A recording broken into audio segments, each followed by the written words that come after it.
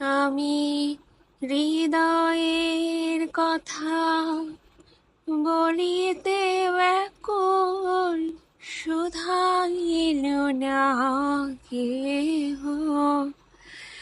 আমি হৃদয়ের কথা বলিতে ব্যাকুল, শুধাইল না কেহ। সময়টা ১৯১১ সাল। রবীন্দ্রনাথ ঠাকুর যখন এই গানটি লিখছিলেন, একটা ছোট্ট শহরে যেখানে প্রতিদিনের জীবন ছিল একঘেয়ে ও সীমাবদ্ধ, সেখানকার মানুষের জন্য রবীন্দ্রনাথ ঠাকুরের এই গানটি ছিল। ১৯১১ সালে লেখা এই গানটি গীতাঞ্জলি কাব্যের একটা অংশ হিসেবে প্রকাশিত হয়। আপনাদের মধ্যে কার কার রবীন্দ্রসঙ্গীত পছন্দ বলেন তো কমেন্টে।